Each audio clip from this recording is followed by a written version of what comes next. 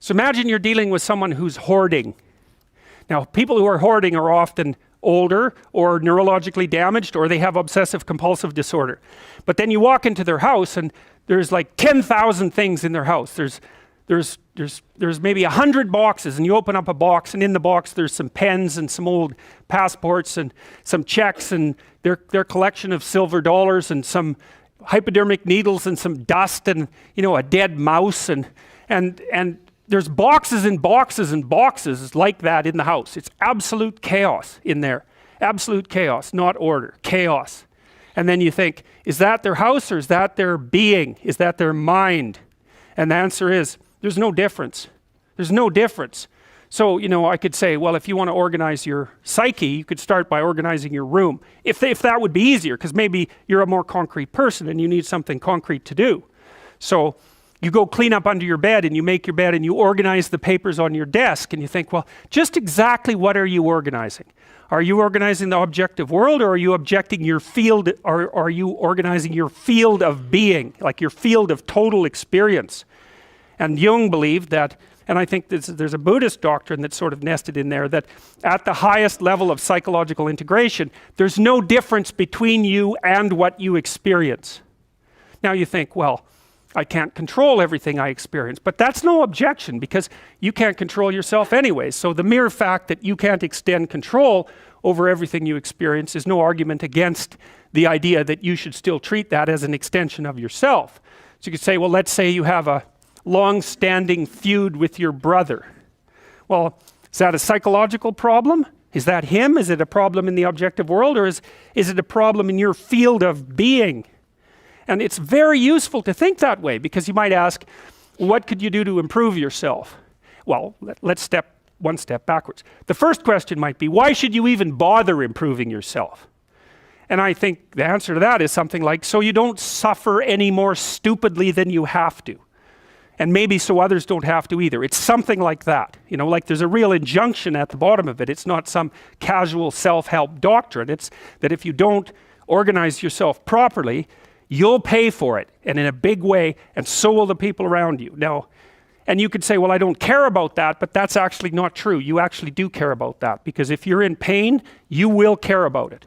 And so you do care about it, even if it's just that negative way, It's very rare that you can find someone who's in excruciating pain who would ever say, well, it would be no better if I was out of this.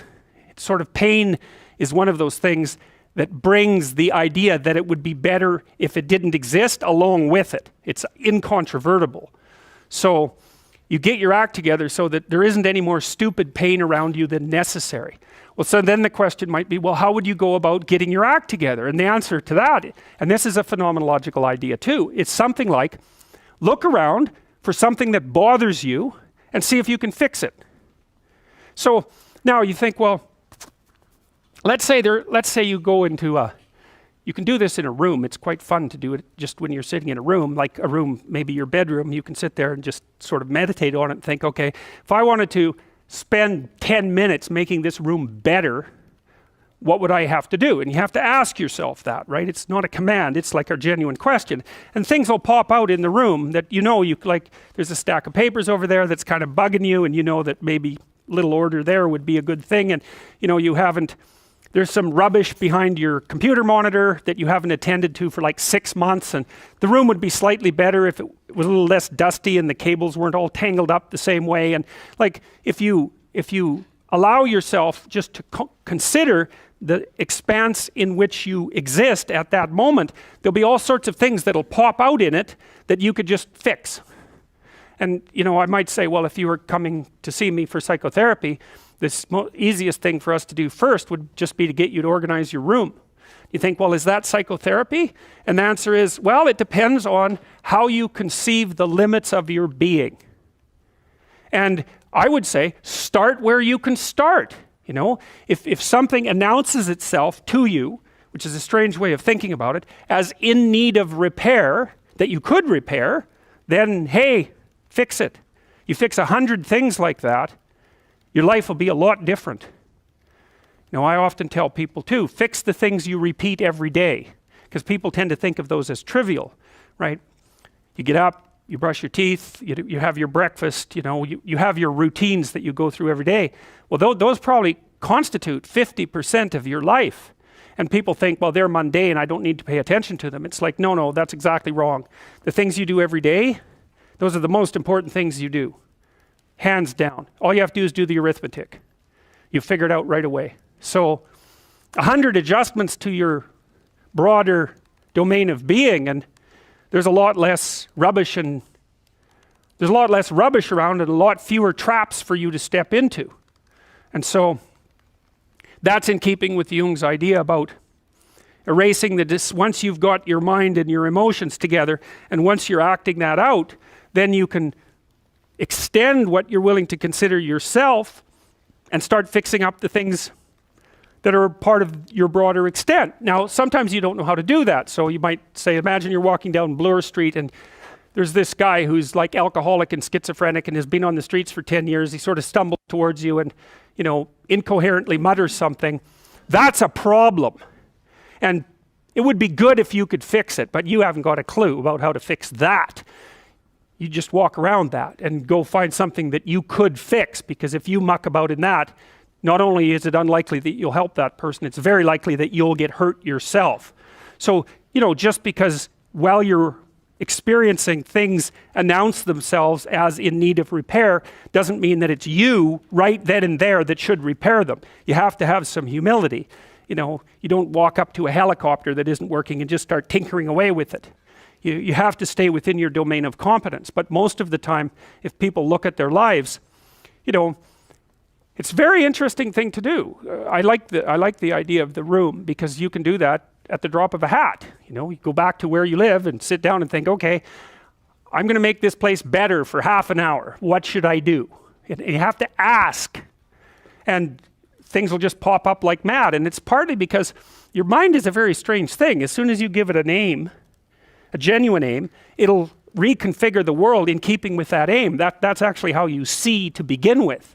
And so if you set it a task, especially, you have to be genuine about it, which is why you have to bring your thoughts and emotions together, and then you have to get them in your body so you're acting consistently. You have to be genuine about the aim, but once you aim, the world will reconfigure itself around that aim, which is very strange. And it's technically true. The best example of that, you have all seen this video where you watch the basketballs being tossed back and forth between members of the white team versus the black team, and while you're doing that, a gorilla walks up into the middle of the video and you don't see it. It's like, if you thought about that experiment for about 5 years, that would be about the right amount of time to spend thinking about it. Because what it shows you is that you see what you aim at. And that, man, if you can get one thing through your head as a consequence of even being in university, that would be a good one. You see what you aim at. And so because one inference you might draw from that is, be careful what you aim at, right? What you aim at determines the way the world manifests itself to you. And so if the world is manifesting itself in a very negative way, one thing to ask is, are you aiming at the right thing? Now, I'm not trying to reduce everybody's problems to an improper aim. People get cut off at the knees for all sorts of reasons. They get sick, they have accidents. There's a random element to being, that's for sure. And so you don't want to take anything, even that particular phrase, too far. You want to bind it with the fact that random things do happen to people, but it's still a great thing to ask.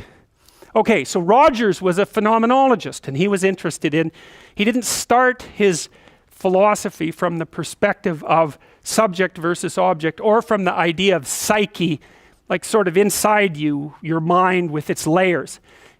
That's not how he looked at it. And so let's go through, I'll introduce you to Rogers. And then we'll talk about it more next time. I'm going to start, though, with something that I learned from him that I think was of crucial importance. And so we'll set the stage for the further discussion with this. And I'm going to read it to you. Assuming a minimal mutual willingness to be in contact and to receive communications, we may say that the greater the communicated congruence of experience, awareness, and behavior on the part of one individual, the more the ensuing relationship will involve a tendency towards reciprocal communication with the same qualities, mutually accurate understanding of the communications, improved psychological adjustment and functioning in both parties, and mutual satisfaction in the relationship. It's quite a mouthful. What does it mean? Assuming a minimal mutual willingness to be in contact and to receive communications. Okay, we're having a conversation. I'm deciding I'm going to listen to you, right? That's different than how people generally communicate, because usually when they communicate, they're doing something like, okay, we're going to have a conversation and I'm going to tell you why I'm right and I'll win if you agree. Or maybe you're having a conversation where, I don't know what you're trying to do. Maybe you're trying to impress the person you're talking to. So you're not listening to them at all. You're just thinking about what you're going to say next. Okay, so that's not this. This is, you might have something to tell me. And so I'm going to listen on the off chance that you'll tell me something that would really be useful for me to know. And so you could think about it as an extension of the Piagetian, Piaget talked about the fundamentally important element of knowledge being to describe how knowledge is sought, the process by which knowledge is generated. Well, if you agree with me and I find that out, I know nothing more than I knew before. I just know what I knew before. And maybe I'm happy about that because, it didn't get challenged. But I'm no smarter than I was before. But maybe you're different than me, and so while I'm listening to you, you'll tell me something I don't like. Maybe it's something I find contemptible or difficult, whatever. Maybe you'll tell me something I don't know, and then I won't be quite as stupid. And then maybe I won't run painfully into quite as many things. And that's a really useful thing to know, especially if you live with someone and you're trying to make long-term peace with them, is they're not the same as you. And their way they look at the world and the facts that they pull out of the world aren't the same as your facts. And even though you're going to be overwhelmed with the proclivity to demonstrate that you're right, it is the case that two brains are better than one. And so maybe 9 of the 10 things they tell you are dispensable, or maybe even 49 out of 50, but one thing, all you need to get out of the damn conversation is one thing you don't know. And one of the things that's very cool about a good psychotherapeutic session is that the whole conversation is like that. All you're doing is trying to express the truth of the situation as clearly as possible. That's it. And so now Roger's proposition, and I'll tell you why he derived it, was that if you have a conversation like that with someone, it will make both of you better. It'll make both of you psychologically healthier. So there's an implicit presupposition that the exchange of truth is curative. Well, that's a very cool idea. I mean, it's a very deep idea. I think it's the most profound idea. It's the idea upon which Western civilization, although not only Western civilization, is actually predicated. The idea that truth produces health. But for Rogers, that was the entire purpose of the Psychotherapeutic Alliance. You come to see me because you want to be better. You don't even know what that means necessarily, neither do I. We're going to figure that out together. But you come and you say, look, things are not acceptable to me, and maybe there's something I could do about that. So that's the minimal precondition to engage in therapy. Something's wrong, you're willing to talk about it truthfully, and you want it to be better. Without that, the therapeutic relationship does not get off the ground. And so then you might ask, well, what relationships are therapeutic? And the answer to that would be, if you have a real relationship, it's therapeutic. If it isn't, what you have is not a relationship. God only knows what you have. You're a slave, they're a tyrant, you're both butting heads with one another. It's a primate dominance hierarchy dispute. Oh, I don't know, you're like 2 cats in a barrel, or 2 people with their hands around each other's throats. But what you have is not a relationship. So, all right.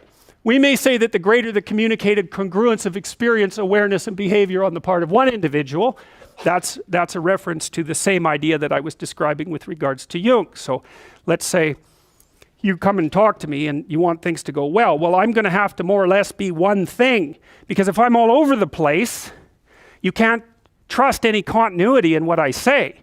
There's no reason for you to believe that I'm capable of actually telling you, I'm capable of expressing anything that's true. So the truth is something that emerges as a consequence of getting yourself lined up and beating all the, what would you call, all the impurities out of your soul.